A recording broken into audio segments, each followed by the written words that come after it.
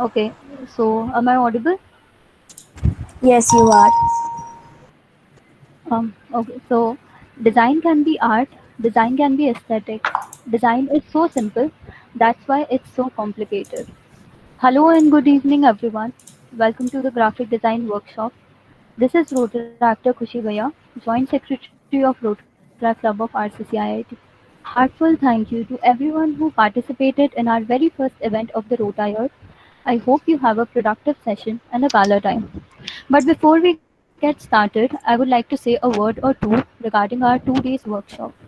I'm sure a few of you are already aware of what we're going to do, but for those who are still unsure, we are simply going to learn and unlock our creative side and heaven of imagination today. Graphic designing is not as simple as it sounds.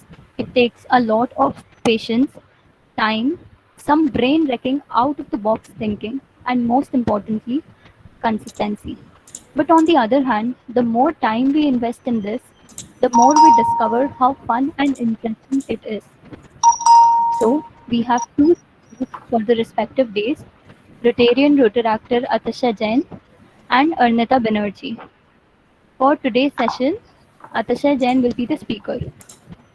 Rotarian Rotaractor Atasha Jain is the past president of Rotaract Club of RCC IIT for the Rota year 2019 and 2020.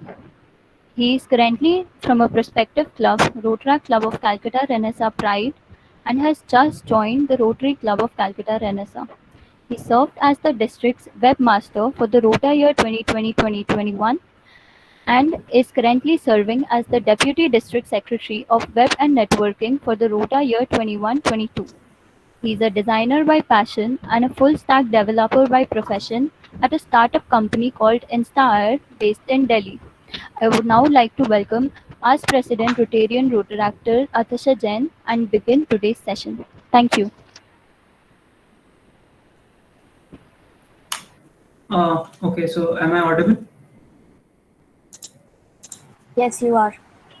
Okay, so let me just share the screen in both these meetings. Is it visible?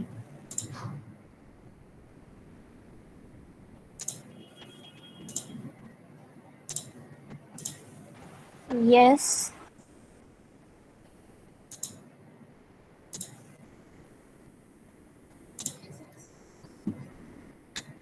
Okay, great. Okay, so let's. You cannot see. You cannot see.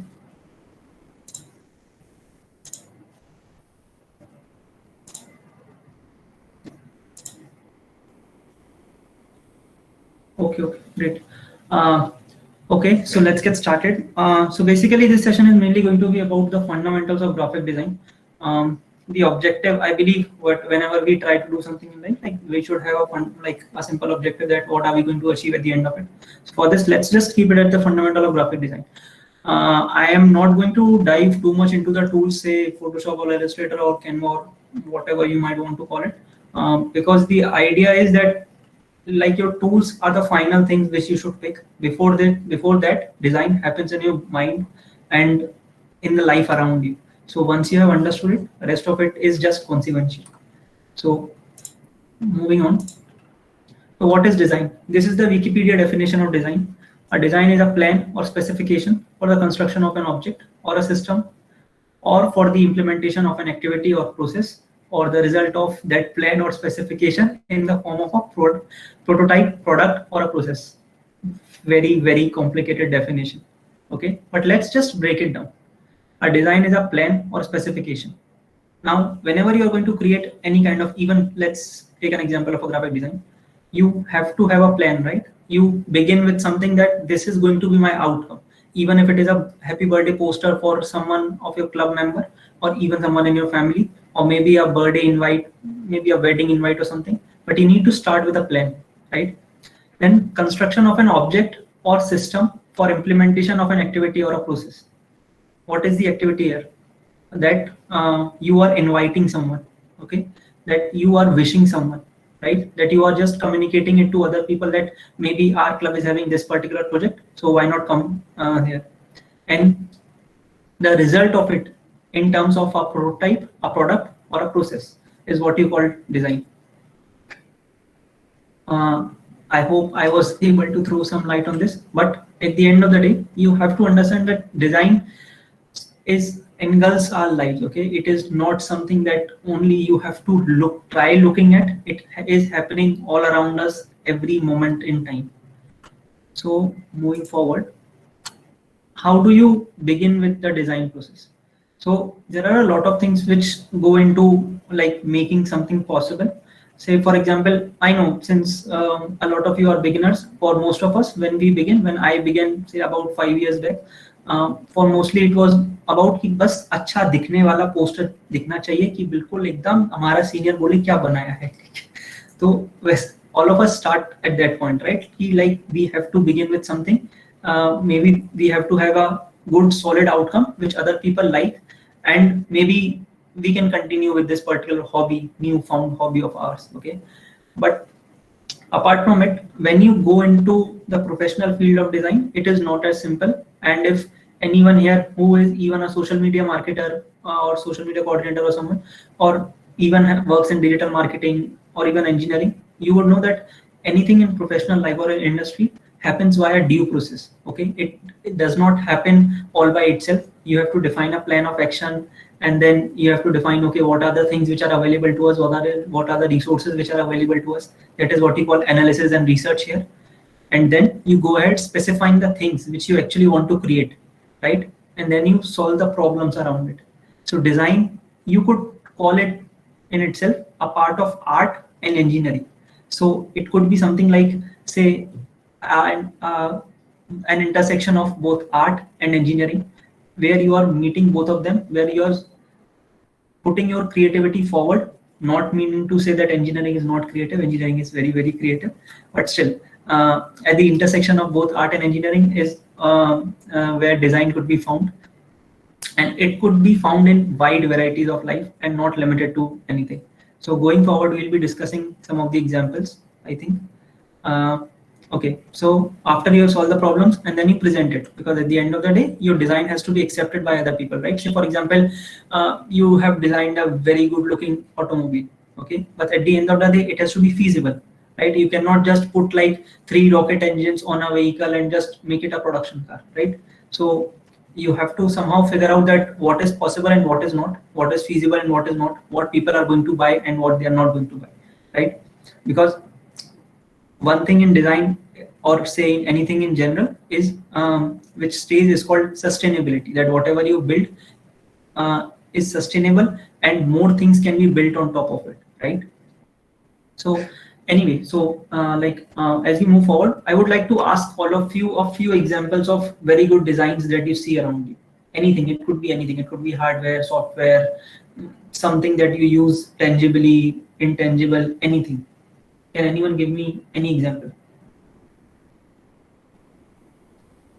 which you feel is very well designed product, like this is it, something like that?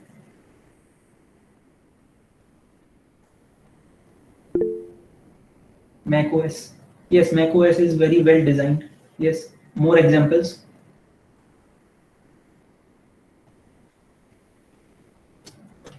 Book covers mostly. Yes, so book covers have to represent a part of the book, right? So, but also not give away a lot. So yes, they are very well designed. The new Windows 11. So to be honest, I haven't used Windows 11 at the moment. So the thing is like my understanding or anyone's understanding in design in general is it should function well. It may look very classy and glossy and everything, but at the end of the day, it has to function well. Now, the reason I said Mac OS works well is because anyone who has ever used an iPhone or an Apple product doesn't really move out of that ecosystem. And that is the definition of good design. That once you have got into them, into basically the ecosystem, and it becomes very hard for people to move out of that ecosystem, right? So once you have bought an iPhone, you will buy the AirPods, then you will buy the MacBook or iMac, and then you will like keep stuffing, then you will buy Apple TV and everything else, right? So this is the example of very good design, that once you have got the customer in, you just lock the doors and you're never going to let them get out. Anyway, more examples. I see very good audience here, so please, like, not exactly audience, but okay, all of us are learning.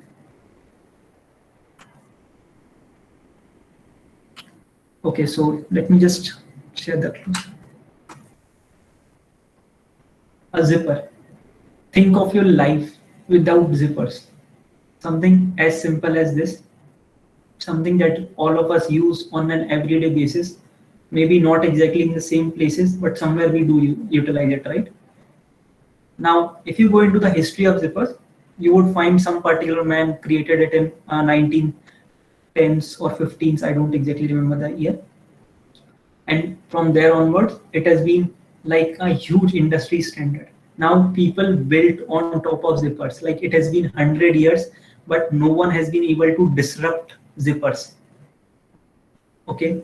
Do you think of any other solution for zippers? Does anyone know what? So say for example, I'll give you a very simple example. Say, when telephones were there, so telephones were disrupted by mobile phones. Why? Because you could just walk away with them. You could just have them in your phone, have them in your palm, have them in your pockets, and you could just walk away with them. So telephones were technically disrupted within a few years, and even for say mobile phones, I'll come to that later on. But they were also disrupted when you had like much better laptops and everything, right? Or increasingly, like if you go forward, so mobile phones have been getting powerful, so you get a lot of work done on phones these days, right? Now, does anyone know how do you disrupt something as simple as this? How do you disrupt a zipper?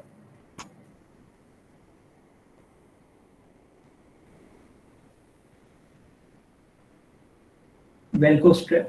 Buttons are a good option, but buttons are not as like seal proof. If someone please keep reading in the other window as well, okay? Like the other meeting as well. Okay. Yes, Velcros are a good example. Right. So moving on, next example. Can anyone guess what this is?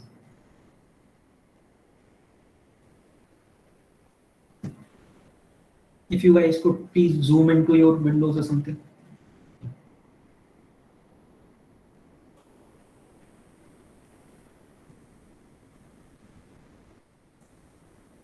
Right, it's a lift.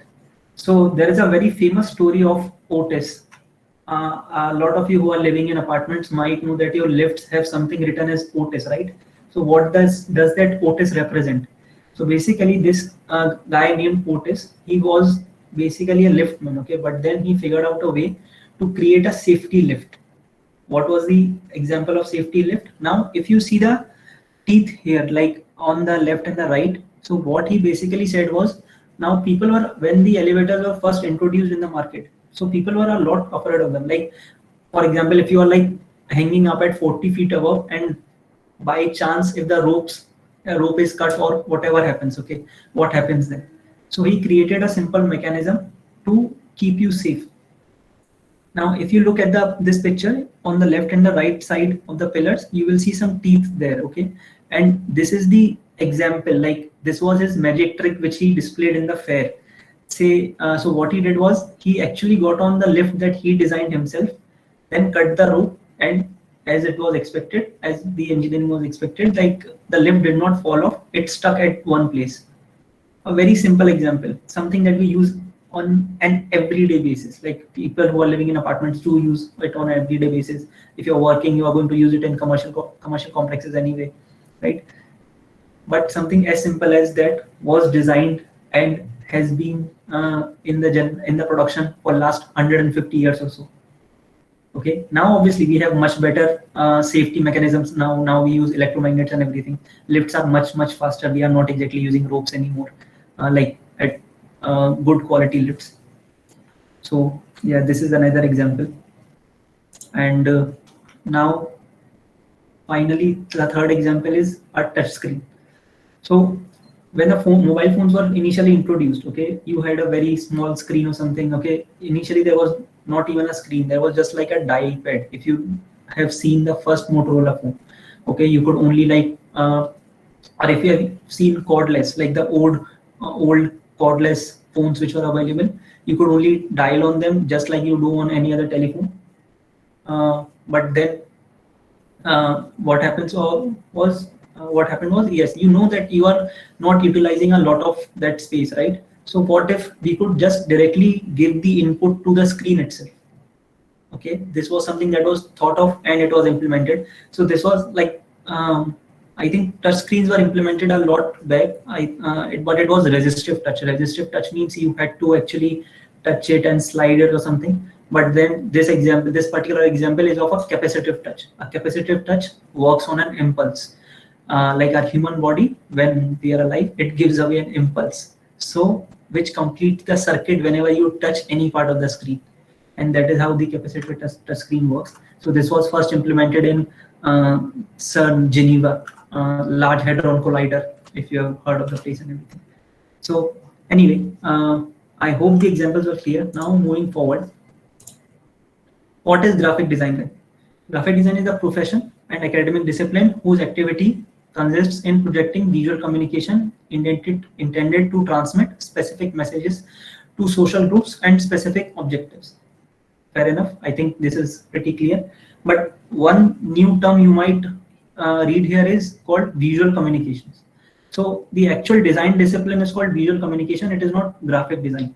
And why it is visual communication? Because you are creating, in a way, a visual story which goes out to other people, which they understand and they comprehend, right? Any poster that you create, any graphic that you create, any logo that you create, creates a visual story in the mind of the viewers or users, if you could call them, if you would want to call them users. So this is something that you have to understand, that whatever you are doing is, I know it is fairly simple in these days. You could just take a theme in Canva, maybe edit the text, but even for Canva to have those themes, they had to hire a lot of designers to build them, right? So at the end of the day, you are trying to visually communicate with your target audience, your target social groups, with these specific objectives. As I mentioned in earlier, like a little before, that it could be you are trying to create a birthday invite, you are trying to maybe say call them up for an event or whatever it is, maybe you are maybe trying to raise funds for something. Okay, so it could be anything, but at the end of the day, you are communicating with them visually with as least amount of text and as least amount of words as possible. Okay, so moving forward. Now, how to plan your graphic design process?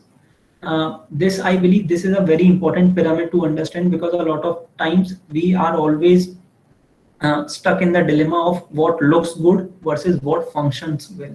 Okay, so something, for example, something might look very well. Okay, for example, say if I am a, let's say, if I'm a calligraphy enthusiast, okay, so if you give anything to me in form of calligraphy, I will like it, right? Irrespective of whether it makes sense or not.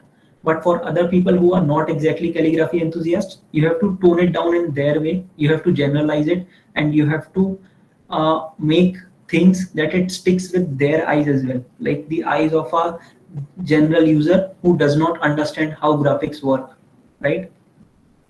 So the first thing that you have to need to figure out whenever you are trying to create any graphic is whether it is meaningful, like why people need it. You have to define that idea, that why would even people want to look at this graphic? Is it good enough? Like, not exactly good enough is the last part. Does it make sense for them? Okay, is my message clear? Then the second part is accessible.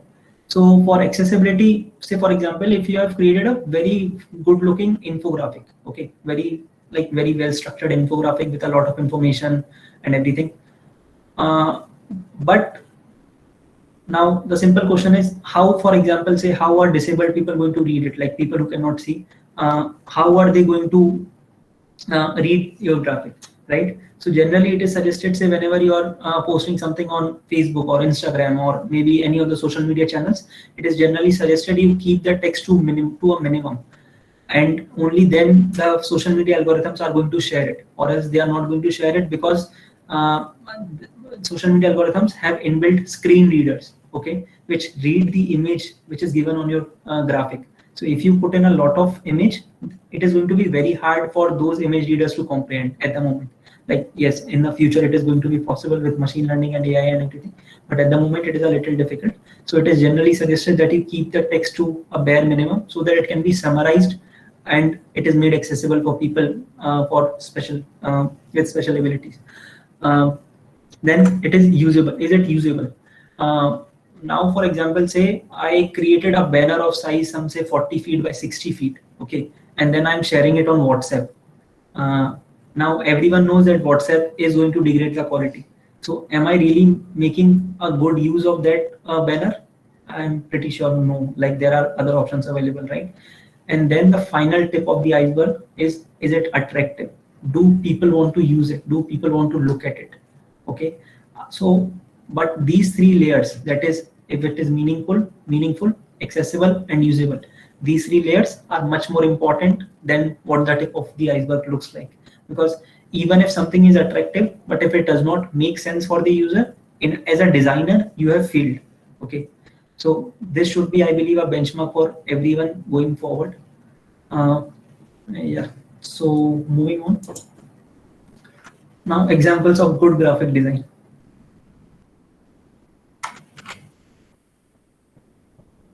You need a graphic designer clearly. So you create something.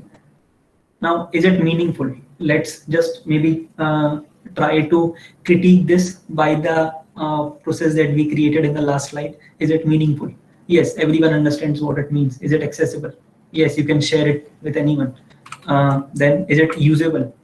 Yes, sorry, is it accessible? Can people use it? Can people share it? Can people see it? Yes, minimized minimum text, and they have basically used like nothing to create something, to create an impact on you, that whenever you're going to see something like this, you would remember that yes, you saw a poster. Not this is not even a poster by definition, but still you would remember that yes, I saw something like this, right?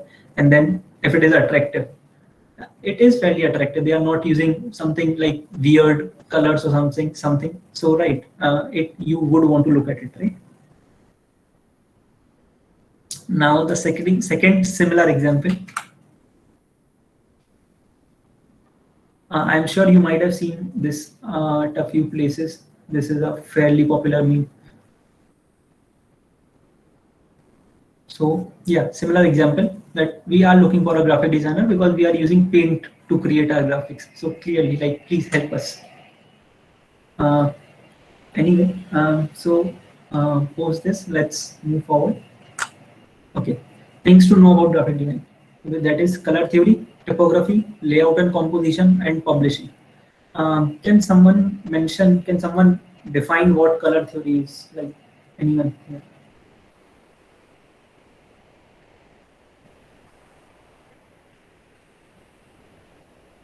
You may just unmute yourself and speak. It is good enough.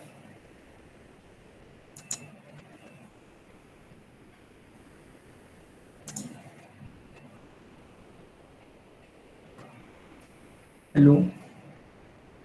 Can you please repeat the question once? Yeah. What do you mean by color theory? I'm pretty sure a lot of you are artists here. Okay, like you have used any, like even crayons or watercolors in the past. So how do you mix colors? Like I personally use Adobe Color Panel to use colors, and I you are know how not to. a beginner. You are not a beginner then. I want an answer from one of the beginners. I am also a beginner. I just know a rule that the light color should be used. Like they look good. Anyone else? How do you mix colors? Acha, say, forget color theory as a definition. Let's say if you are going out to buy clothes, right? So how are you going to choose colors for them? How do you generally choose colors for them? Can anyone suggest? Say like if I am buying a white shirt, what goes with it in the bottoms? Like what color should I buy for trousers or denims or whatever? Dark shades black. Black. Say what if I am buying a deep blue t-shirt?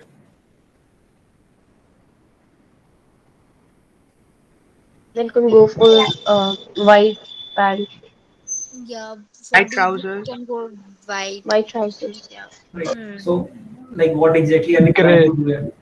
Gray. So we are trying to create a contrast, right? So Exactly. it is exactly. So it is one of the main aspects of color theory that whatever you do, whatever colors you choose for your graphics, they have to be in contrast with each other. That the message becomes clearer. Okay, like it should not be cluttered. You should remove clutter so that it becomes, as I mentioned in the earlier slide, it should become meaningful, right? Then there is typography. Can anyone define what typography is? Typography, if you want. The kind of fonts that we use, different Yeah. styles and different fonts. Right, that's typography. For layout and composition,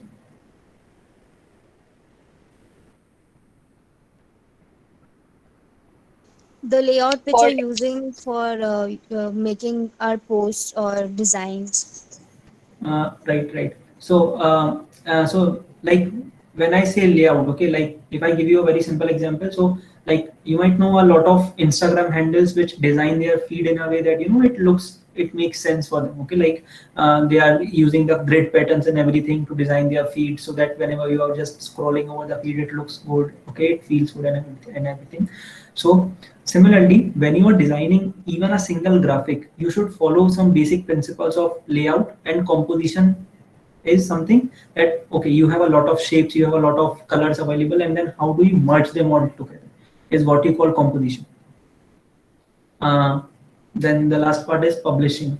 If anyone can answer, what do you mean by publishing? The post that we publish or the design that we publish online. Yeah, so publishing could mean a lot of things actually. So publishing is not limited to online. Publishing could also mean, say, for example, if you're creating a flyer, an offline flyer, okay. So even there you are publishing something, right? You're distributing something in a way. So that is where that, for example, has anyone here heard of DTP printing?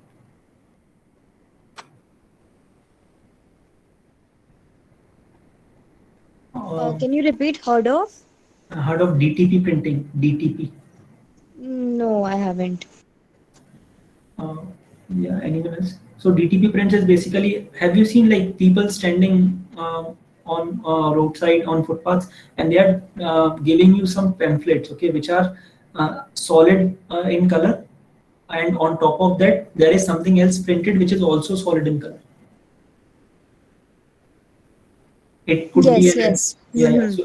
So it could be an advertisement for a coaching institute, for some other academy, for hostel or for hotel or something. Okay, but that is what you call a DTP print. Okay, how it is created is you just have a single roll of paper, you create a stencil, and then you just keep printing it. You just keep stamping it for irrespective of how many number of prints you want to create. Okay, so that is one form of publishing. Okay, then there is other publishing, that obviously that for whenever you're going to publish books, so it requires a different kind of a paper, a different kind of a graphic, right? And even in books there are different like range of books. Say for novels there is a different kind of paper, for encyclopedia there is going to be a different kind of a paper, and for NCRT there is going to be a different kind of a paper. So yeah, so you have to manage all of them like separately, and that is one important part of publishing, because at the end of the day not everything is going to look same on different kinds of paper, right? In different mediums, in different media is what I'm trying to say. uh, right, so okay, so I hope these parts are clear. Now we'll just dive a little deep into all of these. Now this is what we call color theory. Okay, let's start with the very basics. First is RGB and CMYK. Can anyone define what is RGB and CMYK? Like red, green, blue, and yellow, magenta. Uh, I can't remember the other. Yeah, so Cyan. C is for cyan and K is for black. Now, if you look at it closely, you would see that one of them is an additive color scheme, and the other one is a subtractive color scheme. Okay, so why is it called additive? Because why is RGB called additive? Because when you add all three colors in equal proportion, you will get a shade of white. Okay, but for the case of CMYK, when you add all the colors in equal proportions, you will get a shade of black. Okay. Now RGB is mainly used, was mainly used, even today it is mainly used in digital mediums. Why? Because all of our pixels, like whatever we see on any screen, whether it is LCD, LED, OLED, nano LED, anything, AMOLED, all these pixels have a range which they can represent. Okay, you might, whenever you go out to buy something, say for example for a good phone or a good quality monitor, you would see it has something written like 100% Adobe RGB or 90% Adobe sRGB or something like that, right? So what it means is the RGB space, which has over 1.65 crore colors, how many of them can be represented on that particular panel, whether be it phone, a laptop, or a monitor, a TV, whatever it is. That is what we call an RGB, and it is mainly used in digital medium. Then there is CMYK. So this is used in print.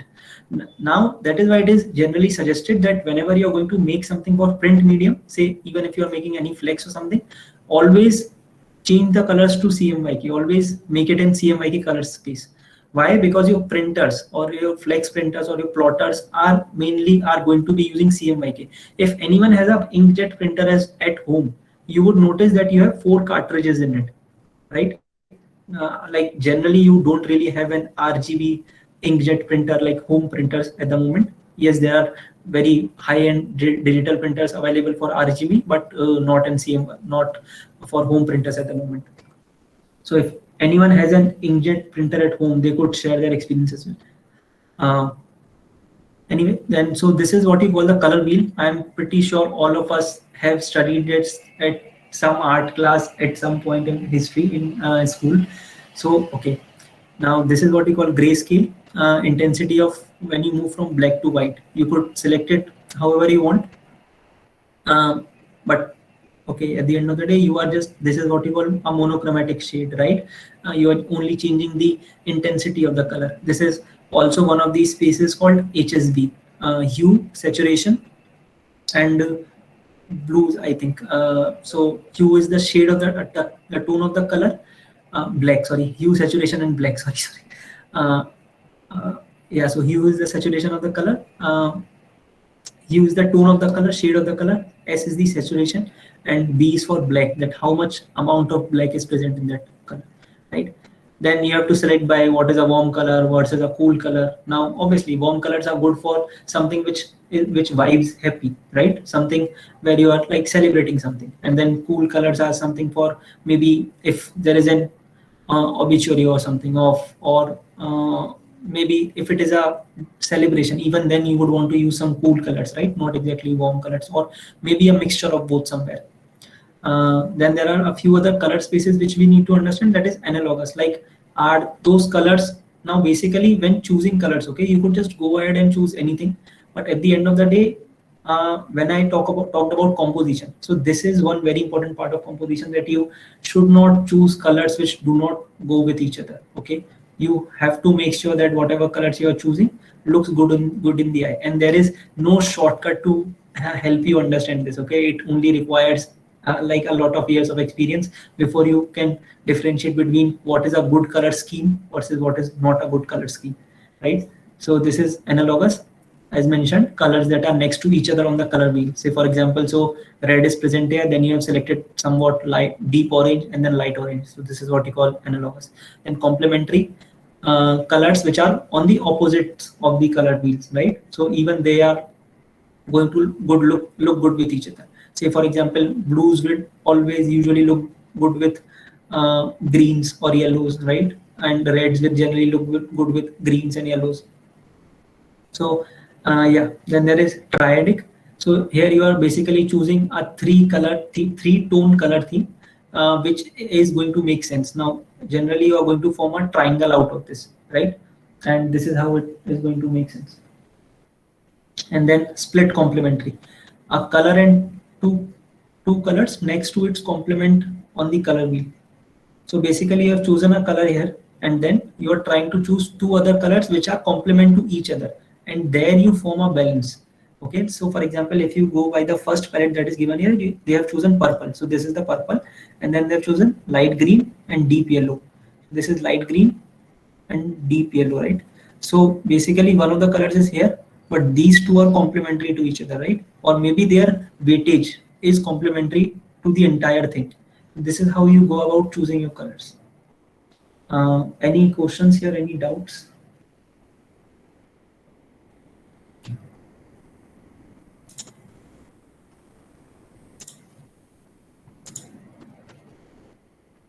अरे शोभिक दा ने भी join किया, अरे अरे अरे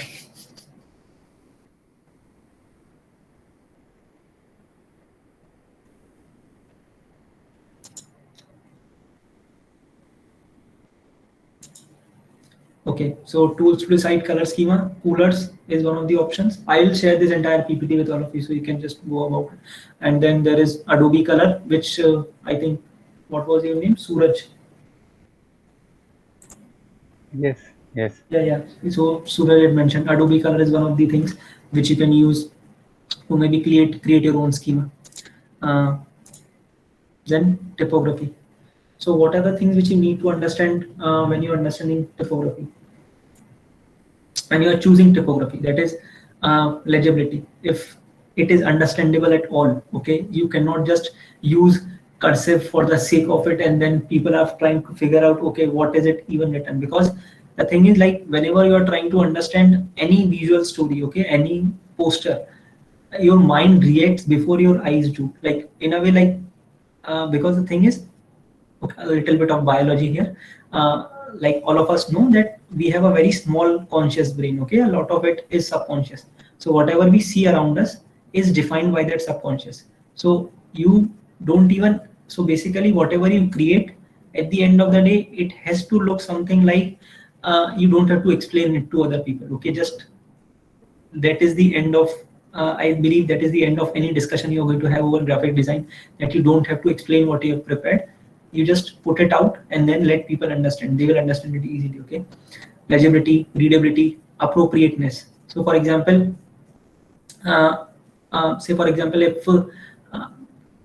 if it is, okay, we'll talk about this later on whenever I'm going to dive into tools. But at the end of the day, you have to like simply understand that whatever font you are choosing is appropriate. Say for example, if this, for this particular cursive font, okay, now if I am going to use this in a tech related poster, okay, or in a tech conference related poster, how is it going to look like? So obviously it does not make sense, right? And then there is pairing. So generally you are going to use multiple fonts on the poster on any graphic that you are going to create. So it is generally advised that you don't use a lot of fonts first of all, and then if you use a lot of fonts, like maybe two, so they should go with each other, okay, they should complement each other. Just like we talked about colors, they should do like fonts should be complementary with each other. And then there is Foxpath, that obviously don't make silly mistakes, don't make grammatical mistakes, don't use bad kerning, bad leading, bad tracking, okay, we are going to bad spacing and everything, okay. So all of these are very, I think, basics, but okay, need to be discussed upon. And moving forward, the psychology behind type choices. So as I mentioned, that anything that we put out as graphic designers is going to make an impression. Now, basically your job as a graphic designer is to create something which, like, any user does not reject, any of your viewer does not reject, okay, they understand it from the point go, that this is what the poster represents, this is what the poster means, and okay, you don't really need to get into a lot of it, like, okay, how does it work, what does it do and everything. Okay, so if you can see the poster, you will see a few things here, like, right? So these are what you call font families, starting with serif.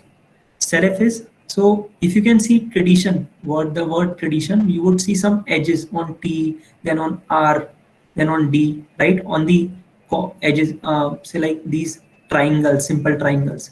This is what you call a serif, okay? So any font which has these particular triangles is what you call a serif font. Say like Times New Roman is a serif font, right? Then there is sans serif. Sans is basically Latin for not triangles, okay, not serif. So that is why you have these words called stability, objective. So the font that I've been using in this entire particular deck is what you call Numitu. It is one of the Google fonts. It is a sans serif font, right? Yes.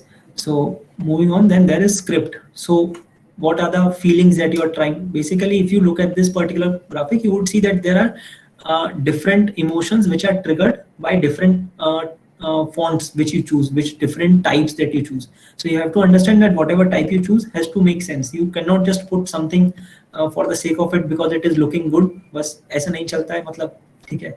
I'm not using the very famous dialogue used in memes or say Gangs of Wasseypur, but okay, I hope you get the drift. So for example, there is modern font. You represent progressiveness. You represent chic. You represent that strength and everything. Is someone saying something? Okay. Okay, cool. So yeah, this would be your like basic template of how do you go about choosing your types.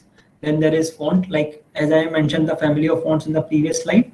These are the simple examples of fonts which you can use and while you are creating anything. Okay, so these are I think fairly easily available fonts, and I think most of them are free as well. So you can just maybe download them, install them, and then use them however you want to. Tools to download fonts. Obviously, Google Fonts is one of the most famous example, most used example. Then there is Jafont, 1001 fonts. There are tens of other websites available from where you can go ahead and like just download the font. Even you can download the free version of the commercial fonts for your personal use and everything. So it is up to you how you go about using it. Okay, so next is this part is what I call what we generally call is layout and composition. Okay, so every graphic design that you have that you create is going to have a few things, right? So it is going to have a few lines, a few shapes, a lot of space, then sizes about of different elements, the texture of elements, the color of elements which we had discussed in the past, and then the value. Say what is the gradients, how is your what is the flow of your graphic design. Okay, like is it going from what for waterfall, is it balanced and everything. So these are the few elements which you need to understand, which are generally enough to create any design. Okay, now I'm not talking about illustrations here, please keep that in mind. And illustration is a separate entity compared to graphic design, and illustration is a proper art form. Okay, you are representing yourself in some way or the other, or whatever your idea is. But a graphic design is not exactly art, as I mentioned in the like in the earlier part of my present of my session as well, that design sits at the intersection of art and engineering, right? So what you create here is like a fairly simple craft which you can replicate for very long, okay, which you can use for very long. So these are the few elements of graphic design, and then how you go about using them. And then the next part is principles of design. So as we were discussing the contrast thing for colors, okay, so just like you have to understand the color, their tone and value, the contrast of shapes, and everything matters, the direction of how you are going about using them and everything, right? Then there is repetition. So you don't really have to repeat a lot of things. Can you club them together? You have to figure out, can you club them together? Can you make simple elements instead of using something complex? Can you make good use of space? Can you just not clutter everything at all? Can you just like maybe use icons instead of text? Okay, like that is a very simple I think trade-off which we can have. So instead of just like putting text and text and text everywhere, can we use icons in front instead of them? But again, icons have to make sense as well. Okay, you cannot just say, for example, I have a poster, and then I have to give the, say for example, for my club's poster. Okay, so I have to give the Facebook URL, Instagram handle of my club, right? So what I could do, I could write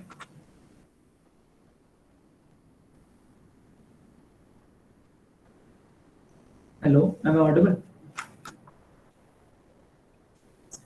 Okay. Sorry. So yeah. So basically, if I would want to if I would want to share the Instagram handle of my club, what I could do is I could write Instagram in text and then write the Instagram handle. Or instead, I could just use Instagram's logo, right? It would make equal sense. It would make sense. I would save a lot of space and still give the same message, right? Then there is alignment. So you should not, obviously, like, this is fairly simple. Anyone who has designed any graphic knows that you should maintain alignment and everything. You should maintain space around the borders, around the edges of not just your entire graphic, but between individual elements as well. Okay, they should be aligned properly as well. And then there is obviously proximity, that just because you want to save space, you don't really do things, you don't really go about doing things which don't make sense. You have to basically make good use of space instead of making no use of space. Okay, so this is a trade-off which you have to make, which can only come out of practice, but these are fairly simple principles which, if you follow, maybe for even for a few months, you would definitely see improvements in your own graphic designs. So going forward, yeah, you might have to zoom this one, I think, but yeah, these are fairly simple principles which you follow in design. Starting with line and scale is what you call the size of the graphic design, then color and repetition, which I talked about in the earlier part, then negative space. So basically, we need to have free space as much as possible and wherever possible, okay? Because the modern graphic design is about creating the minimalist ideas. Even for, let's say, look at this particular graphic, okay? Or look at this particular graphic. There is so much space available, okay? But why that so much space is available, it does not affect you, because it has been used very well in a way, right? You are not, it is not really hitting your eye, it is not really cluttered. It rather provides you a certain clarity that, okay, you start reading from the top and then you go below and then you keep moving below, right? Then there is symmetry, that obviously you cannot say, even for this particular graphic, like you can see, there is number 5, one particular element block of space, and then there is number 6, symmetry, right? So they have tried to follow as much symmetry as possible. Then there are other things like transparency and texture, that you should not try to just merge things up. You should not try to use every effect that is available in your arsenal on one poster. Maybe try creating a difference. Then there is balance. So now if you look at these two examples which are given here, so one of them is very well balanced. One has a picture at right left top, then the other picture is at left bottom, and then there is text in between. So you are trying to strike a balance compared to the other poster which is given here, where they have like so much space available on top and bottom, and even though same thing, basically the same content is there, but it is not exactly balanced, right? Then there is hierarchy. So how do you define things? Okay, so like how do you want to structure things? So for example, if you are doing something, say like a board presentation for your club, right? And that is where this hierarchy would come in a lot of play. And contrast, we have already discussed multiple times, and grids and direction. So as I mentioned for direction, that what is the flow of your graphic design? What is the flow of individual element in your entire graphic? Then there is randomness. Okay, so you should be random, but maybe not that random that you go beyond understanding it.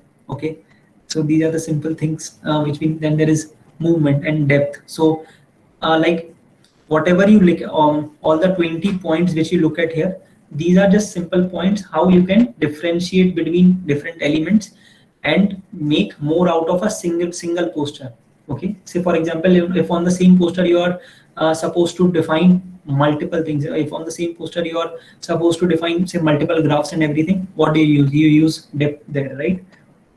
So there are a lot of examples which you can use, which you can incorporate in whatever future graphics you create for yourself. Okay, then these are the final principles, I would say. Basically like a continuation of the last slide. That is, how do you compose things? You strike a balance between them, you create an alignment, then you repeat. How do you repeat things? You maintain a certain contrast, stay away from asymmetry, not get into like asymmetric structures, because the modern minimalist graphic design language is that you keep things as simple as possible, as symmetric as possible. Okay, because it is fairly like widely accepted at the moment. Then how do you maintain hierarchy, contrast, as we have discussed, and then the use of negative space, right? So yeah, so I don't think there is something that you can do with मतलब, something, some tools available for help you understand this better, but it comes out of practice. It is as simple as you might just want to say, whenever you have created a certain graphic design, you might just want to look at up these principles, that yes, if it is following what is expected or not, or else you can just go about doing whatever you were doing. I mean, maybe make the changes so that yes, you can do whatever you feel is right. Then there is publishing.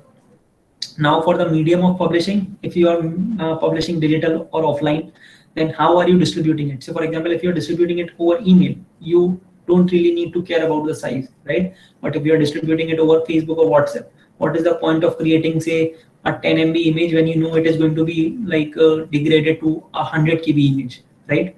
Even for website, you can go as you can follow as better quality as possible. But there is one catch here, that is for email and website, you would want them to load faster for the user, right? So at that point, you would want to create graphics which are which are not exactly like large in size. I mean, which maintain the quality of the graphic, but whatever you have created, but also loads faster. So what do? You use JPEGs. Why? Because JPEGs are I would say uh, they are better to share. Not going into the technicalities, because just to go in, if I even if I have to, so JPEGs are lossy images. Okay, they take a certain kind of a loss on the size of the image to reproduce the same quality of graphic. Okay, so that it is easy to share. But for PNGs are lossless images, so they are always going to be larger in size whenever you are going to export them. Then for offline distribution, or the type of paper, if it is matte or glossy, for example, now whenever you're going to create a graphic, whenever you're going to create a new design in, say, Adobe Illustrator or Photoshop, there is a certain field called resolution, right? Pixels per inch or dots per inch, right? So what is the use of that? This is where it comes down to, say, if it is a DTP print, you don't really need to care about pixels per inch, right? But if it is, say, a matte or glossy print, that is where that pixels per inch matters a lot. Why? Because if it is not, your design will see a lot of spaces in between. Okay. The other example for this is, say, for digital. Okay. Now, if you are creating something for broadcast level quality, say for theaters, IMAX quality, so at that point, you would obviously want to keep your pixel density as high as possible so that everything looks as cleaner as possible, right? But if you're sharing something for mobile, you know that most mobiles have a pixel density of maybe 300 to 500 pixels per inch, and generally it is not going to really make a difference. Unless you are obviously going to compare what it looks like on an iPhone versus Redmi 8,000 rupees phone.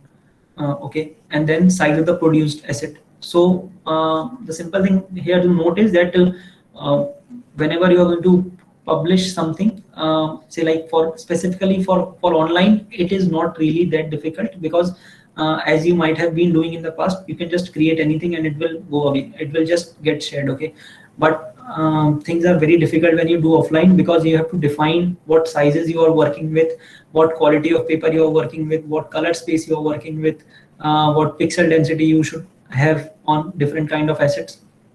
Say for a flex, I have created flex in the past, like which go as long as, say, over 40 feet. Okay, so if you have a flex of 40 feet and if you have a pixel density of 250 on it, like it is going to, the size of the flex is going to be about over 30 GB.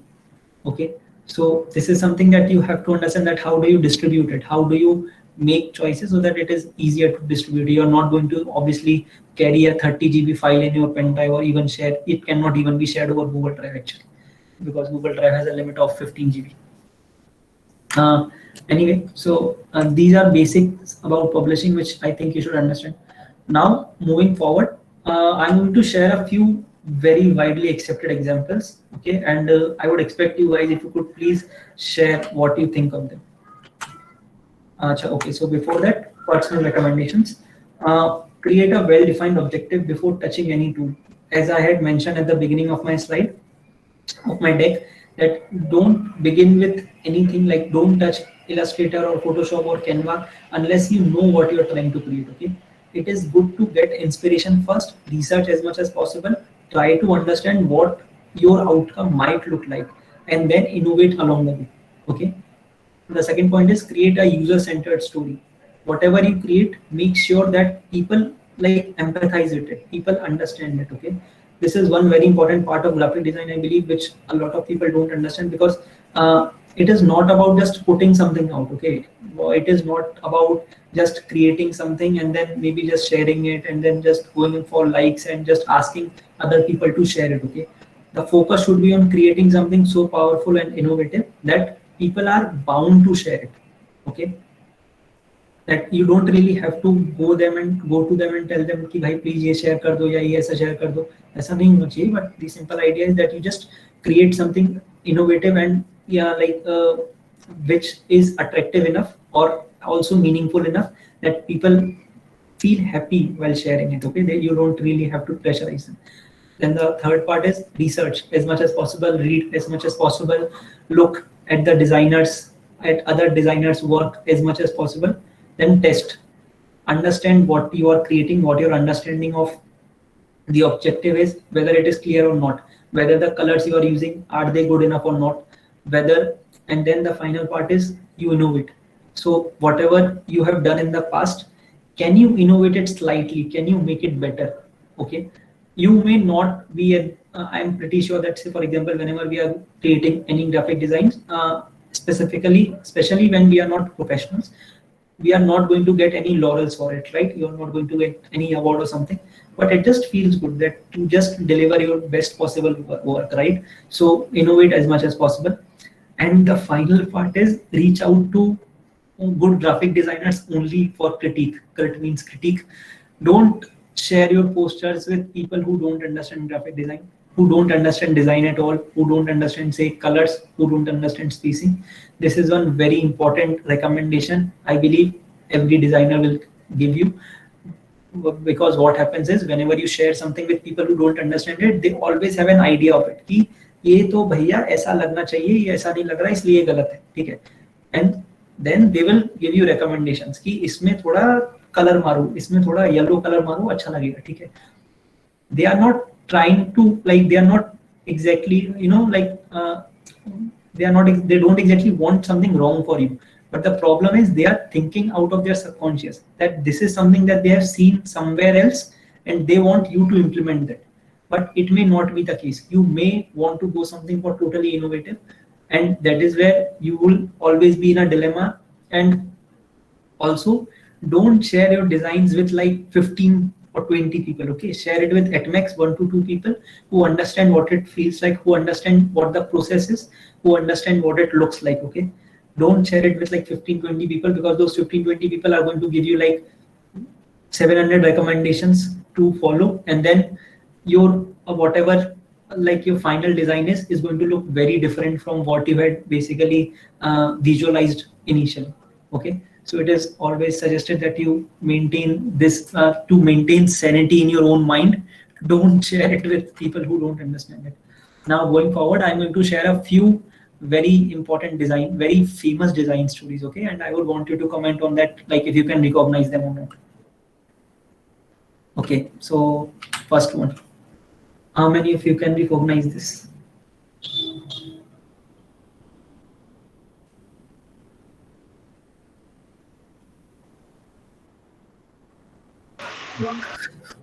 Shobita Pol.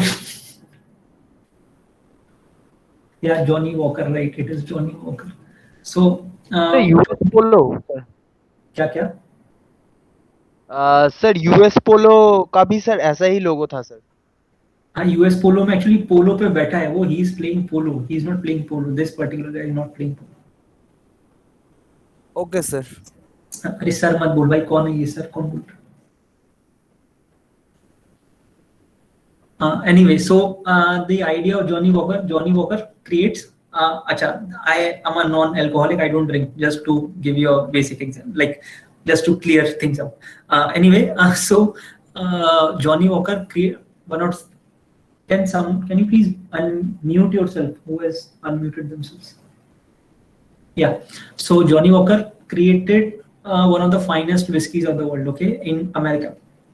Now, what they did was their whiskey was very popular with middle-aged men, say between 40 to 50 years old. It was very popular at that point, and because that was the peak of American industrial revolution, America was going through that demographic advantage, which demographic dividend, which we are going through right now. Okay, so post that stage, obviously they had a lot of people in that 35 to 50 age bracket. So whiskey was like very popular then, and that is where Johnny Walker got its first ये क्या बोलते हैं मतलब recognitions and everything, right? Now what happened was, as after World War II, Russia got started getting more and more important, not USSR started getting more and more importance, and vodka started becoming more and more popular. So Johnny Walker was facing a certain kind of a challenge that no one could understand, okay? Because obviously they have to keep selling whiskey, like that is their only, like that is their business, right? But they are getting a lot of competition from vodka brands from USSR. And also the thing is, like whenever a Cold War happens, countries try to get into the like control you culture, okay? So whatever the communist bloc countries were, or Eastern Bloc countries were, they were obviously supporting vodka and everything. Now, what happened in 1996 was like a team sat down and they decided, okay, so what are we doing wrong exactly? Like, why aren't we getting as much? So what happened was like the year prior to 1996, Johnny Walker sales had fallen down by 13%. Okay, then obviously, so they had sat down, they figured out what was wrong. So something that they were doing wrong was like two things. One is that in every country they had a different brand guideline. Okay, so there was no consistency for it. So whichever country you would buy Johnny Walker in, it has a different brand guideline. Okay, so for example, when people are traveling from say some West European country, from some maybe France to US, it is not exactly the same. Okay, so I mean that brand is not exactly the same. That brand is appealing to different people in France and different people in US and everything. So they sat down, they created one logo, one brand guideline for everything that they did. That was keep walking, okay? And they just basically put everything else in the bin. And now they are trying to, now their brand is focused on, now if you have seen Johnny Walker's recent ads and everything, they are very much focused on young people who are going about achieving something, right? So that is where they found their brand story, okay? That their user story, that whatever we create, we are creating, we have to increase our sales. So instead of focusing on that 35 to 50 ka age bracket, let's focus on the younger people, because the problem was that same younger people were getting away. They were not exactly consuming this brand's whiskey. So they had to keep them at bay. So that is why you would see like a lot of recent ads of Johnny Walker, as I mentioned, focus on younger audience, younger crowds, right? And that is how they got their sales up. And at this point, everyone knows how popular Johnny Walker is. I don't need to mention that. Then the second story. So can anyone recognize this?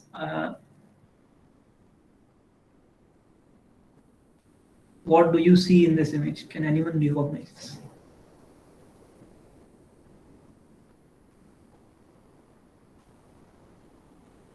Is it a Apple store? Yeah, it is an Apple store, but there is something distinct about this.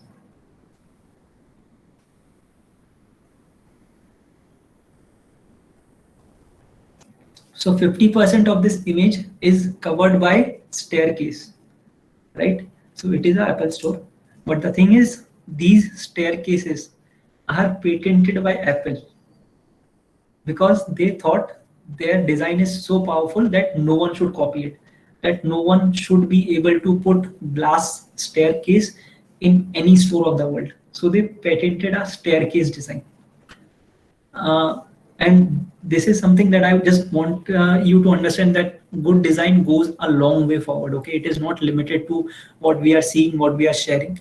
It goes a long way forward. It goes from anywhere, wherever you are to, like, basically for Apple, a single like slightly cut logo can make people mad. Okay, like in practically every developed and developing country, that logo people will understand, even if they don't know anything, even if they don't know what government is, even if they don't know their own prime minister or president, but people would understand that one particular logo, right? So that is the story of like the rise of this particular brand, which was down to ashes only 25 years back. When Steve Jobs had returned to Apple in 1996, at that point, they were going through a lot of crisis. Like basically, when Steve Jobs had joined Apple in 1996, Microsoft paid, like basically invested in Apple $200 million, which is a very important historic story. Okay, because at that point Microsoft was doing very well, but after Steve Jobs had returned, they created this brand for themselves, which, and they have like never looked back ever since, right? So with that investment from Microsoft, they beat Microsoft in their own business, like in that personal computing business. So it is a remarkable story on all fronts. Anyway, so this would be it from the presentations end. These are a few resources which you can go about. Behance, Dribble, Freequick. So yeah, as I mentioned, I'll share the slide. You can just look it up, look all the links up. Free assets are available. You can use them as much as possible. So thank you for being a lovely audience. Ending it on a light meme. And if you have any questions for me, feel free to reach out.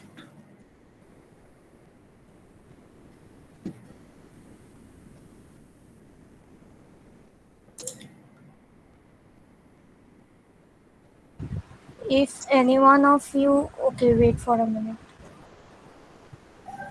If any one of you are having any kind of question, please feel free to turn on your mic and ask Bhaiya.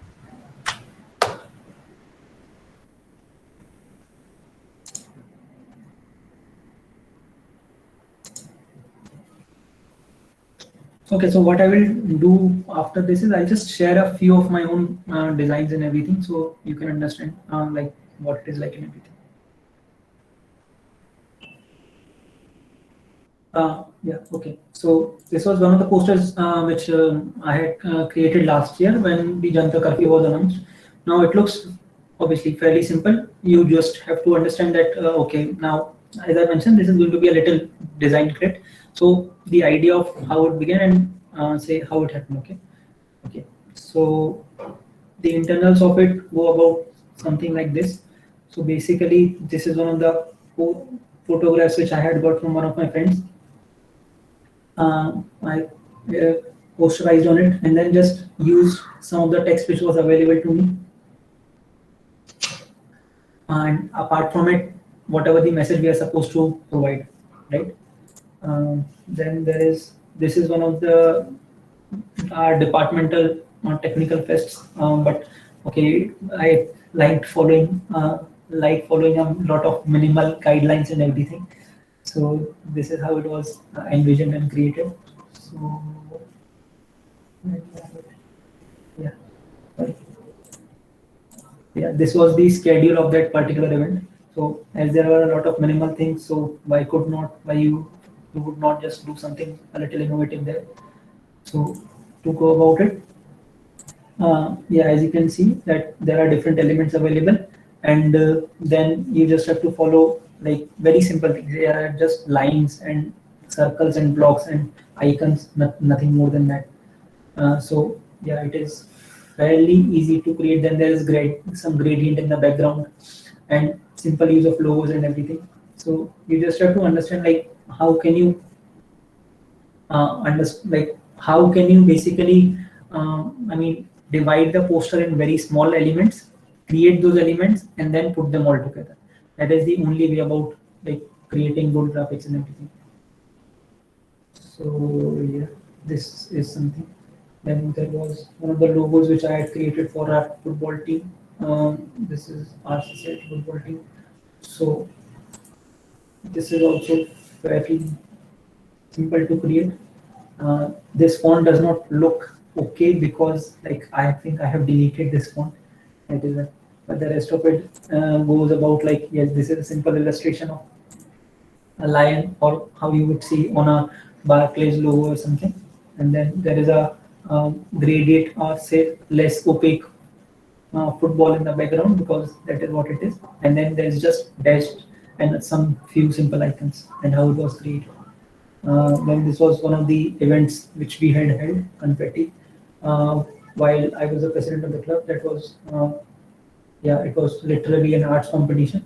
So yeah, you could have a different view on it. Even I have a different view on it. Okay, so I feel now it's like looking at these posters as how we look at our old Facebook posts and photos.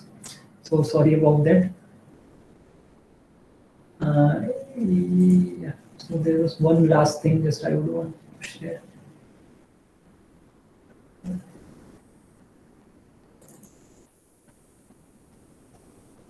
Yeah, so this was one of the fundraisers we had done.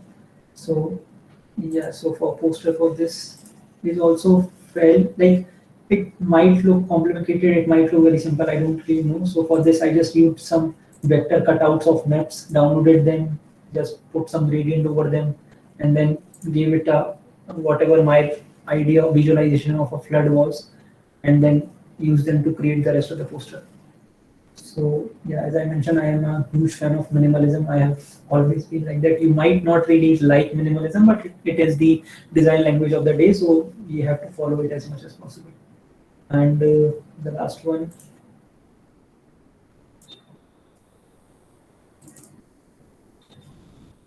Yeah, so this was one of the graphic design posters. So basically, we have been having this workshop for this is our third year running. So we have been having it for last 3 years.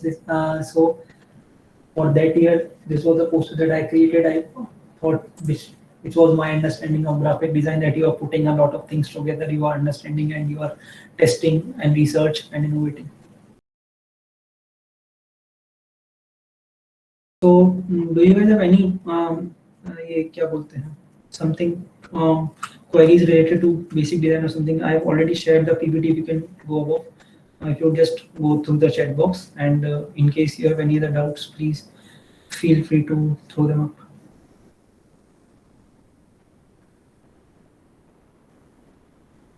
I have a question.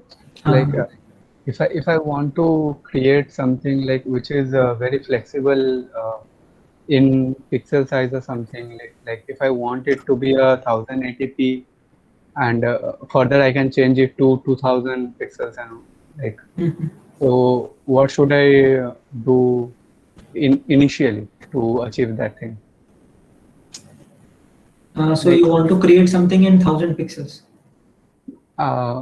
I want to create a poster, and I can resize its pixel size whenever I want. Like in Photoshop, Okay, so you cannot do that in Photoshop. So that is why you use Illustrator, okay? Because Illustrator is a vector medium, right? So what vectors means is, are you an engineering student? Hello? Yeah, bhaiya, you are clearly audible. Yeah. Are you an engineering student? No, I'm BCA, computer So application. have you studied maths or physics in class 12? I studied math and physics in class 10 last only. Okay, achha, no problem. So anyway, so vector is something which can be scaled. Okay, so there is a, like those who have studied vectors and scalars here, you would know that a scalar is something which you follow, say, which has a definite quantity, which has a definite size, but vector is something which you can scale and has a direction, right? The same concept is applied in computer science as well, that a scalar is something which is already very well defined. You cannot like change its size, shape or size, okay? But for vector, its shape is defined, but its size is not defined. So you can just expand it in any way possible. So for example, in Illustrator, even if you create something of say like 5 pixel by 5 pixel, you can just increase its DPI, its resolution to maybe 1000 pixels, and then you would have the output, and then you can use that on Photoshop. So this is something that people generally do. Actually, Photoshop is a publishing tool. It is not exactly a tool for design. The tool for design is Illustrator.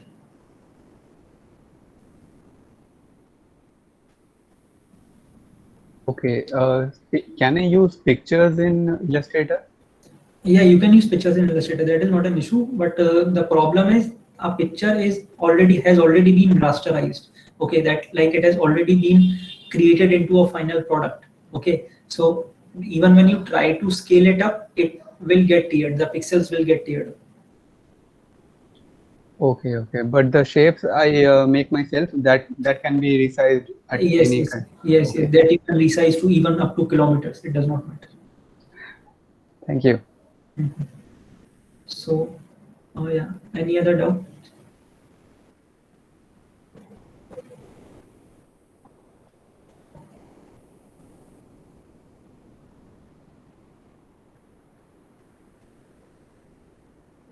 So, okay. On that note, let's end this here. Let me know if you guys have any other doubts.